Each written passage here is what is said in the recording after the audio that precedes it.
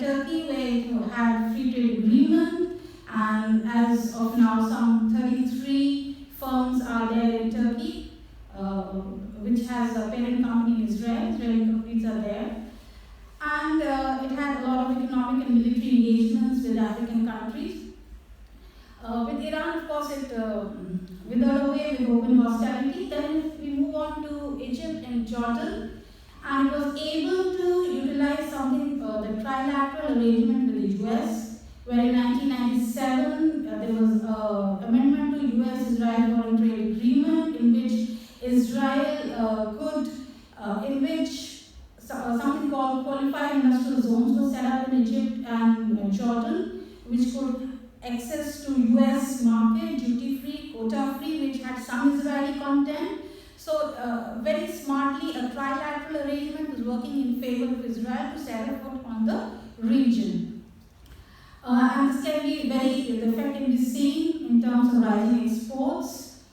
Israel's export to Egypt, which was barely 20 million in 1994, simply increased to 200 million in 2011.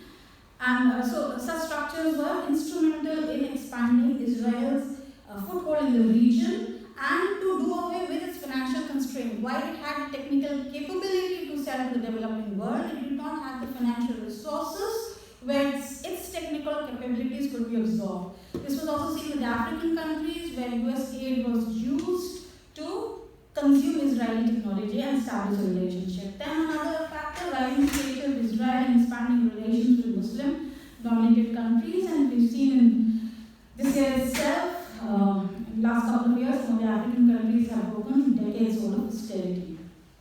Then most importantly, if we just reflect back in the 1970s, most of the African countries severed their relations with Israel, and most of them were not because of the relative merits of the Middle East issue, but because of the compulsions and the political cost of continental isolation. So if we reverse the logic, the countries are increasingly realizing the political cost of distancing themselves from Israel.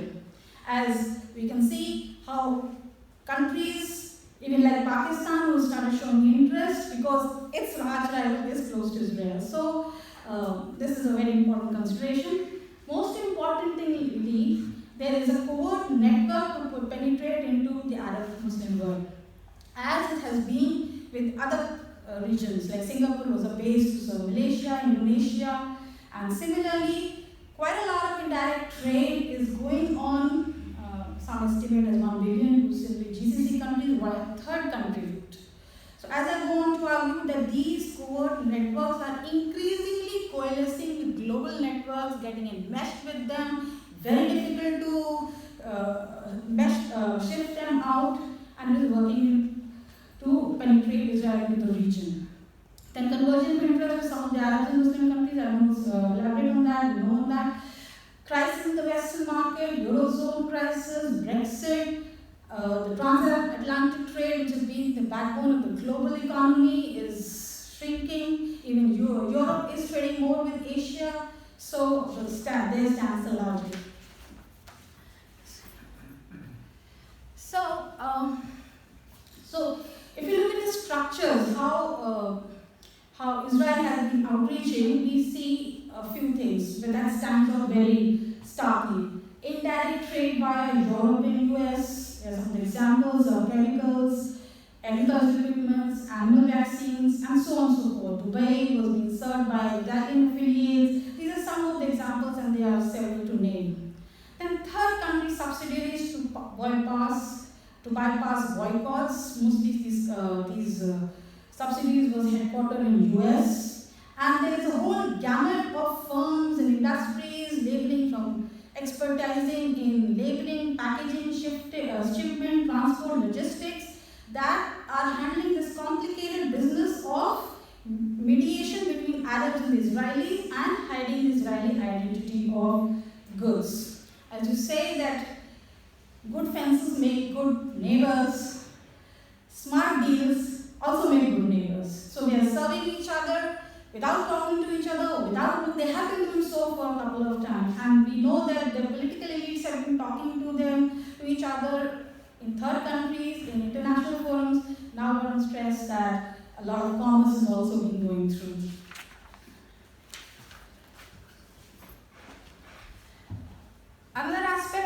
outreach is Israel's embeddedness in security and military deals. So it's from periphery, it's actually being able to penetrate into the core. We see examples in intelligence security systems, 4D solutions, Falcon Eye, which has provided UAVs, a very sophisticated network of cameras, sensor, intelligence survey, and it has been actually provided by a Swiss company, but the real technical expertise is by Israeli-based subsidiary Logic. Then there was cyber attack in 2012, where the Israeli company was contracted by Saudi Aramco to help them out. It was the largest cyber attack, in which some 20,000 stations were defunct. Then there is also, we get information about a company called InToto, run by Shamil Bar. He was an expert in jihadi humanistics, and he was contacted by the Saudis to track the jihadis. But later, in his blog, he's also discussed about Qatari, UAE, Saudi officials trying to track the conversations of the dissidents and their political opponents. Then they reported sales of missile software to Saudi Arabia, who were Luxembourg affiliate. So, Israeli technology is well embedded in security and military deals. And military also, since 1980, it has been providing US defense sector with very specialized add-ons. So when they are so embedded, and it was reported that UAE did not object to Israeli technology in the sale of F-16. That was way back in 1990s. Today, more and more Israeli companies, almost most of them, have a US subsidiary. There is joint ventures with American countries for joint production, development, marketing. So there is no way you cannot have a relationship and still a region which is critically dependent on US export. Defense exported from the US. Then more importantly, embeddedness and differentiated in global production chains. Today, the entire global structure has undergone a transformation. So it is not, most of the production that's going on is having parts, components, designs, technology coming from different countries. So this embeddedness has increased. 50% of Israeli exports are said to be differentiated goods. That means they cannot be replaced by its generics. The Israeli quality is well known, and people look for them, search for them. 35% of Israeli exports are intermediate goods, which means beyond the consumers, it's the firms which are importing them. And while EHVA can be pressurized to move from its settlement site, integrated chips and many other which goes into the making of so many goods and services, which in average consumer may not even able to identify or able to distance themselves. So they are hidden within the production sector. Then it's substantial, 35%. You have 350 MNCs which have R&D centers in Israel. So invariably, Israeli technology is embedded in a wide variety of goods and services. Then one important structure that has helped Israel to outreach to the developing world is the international and regional forums. If we take the example, in African countries, after severing their relationships in 70s, they started meeting in early 1981. And it had positive spillover effect, where African countries were actually, were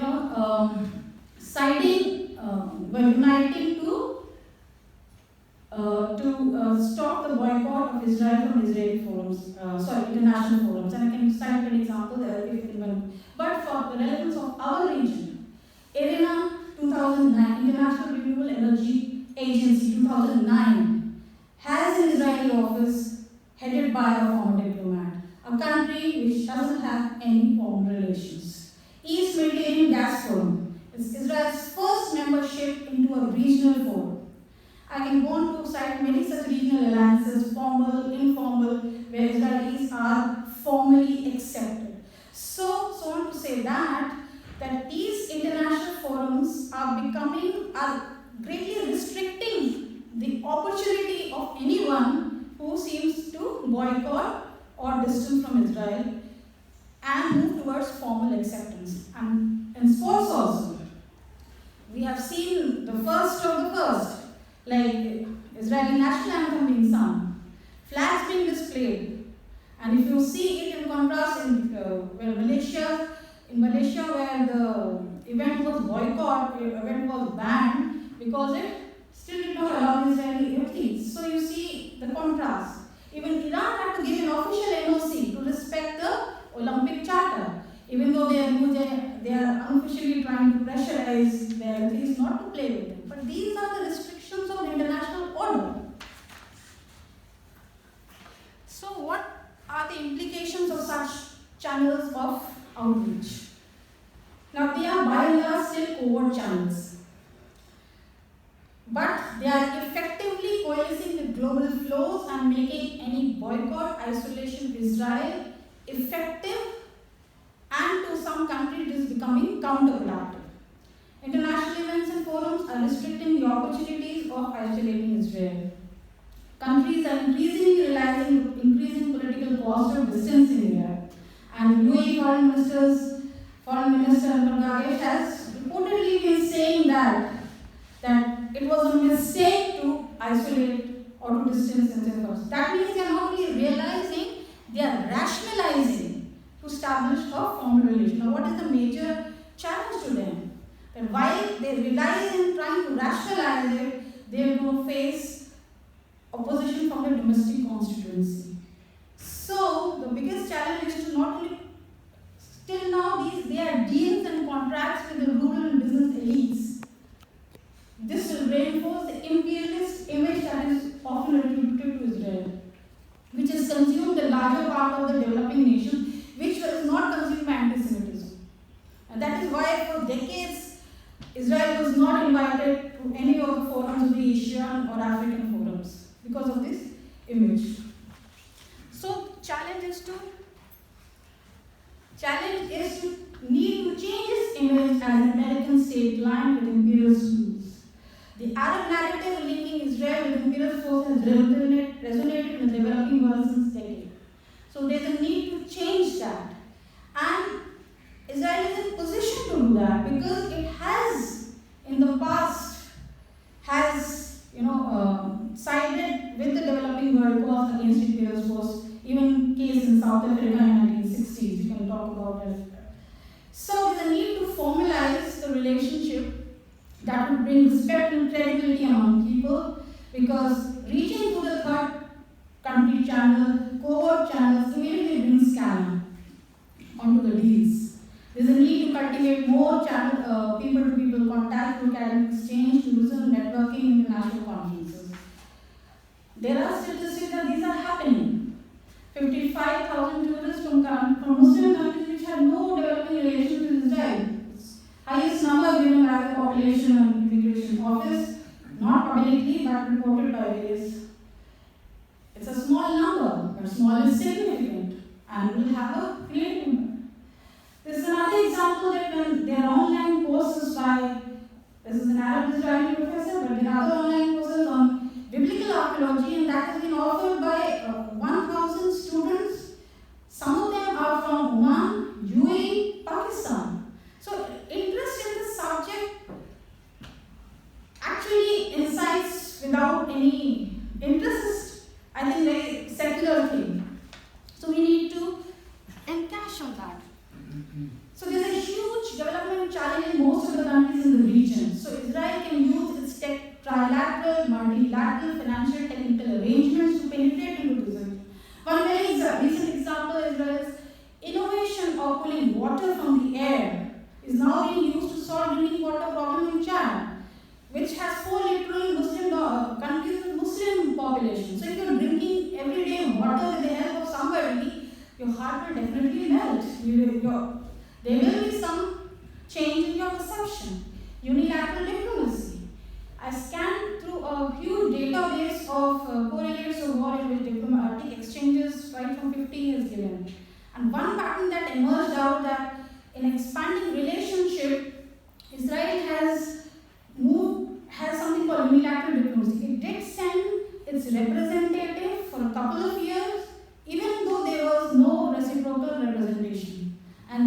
we did see that democratic representation will restore. Positive contribution to international regional forums, which we've already talked about. Most important, Israeli Arabs. The Israeli Arabs have been linked with South African blacks to reinforce the imperialist image of Israel in the developing world. A counter-narrative can develop to showcase the inclusion in high-tech Israel. We know Israeli Arabs are 1% in population, 70% in workforce, but their representation in high-tech workforce is only 1.4. And it's not a matter of charity, it's a win-win situation because Israeli high-tech industry is facing shortage of local talents because so many R&D centers are there, they're competing with each other for local Israeli talent. So you're running short of talent pool. So quite a lot of companies are investing in Nazareth and population where they are in order to harness this potential because Israel's greatest resource is its brains, not bullets. Right? So these are some of the points that I.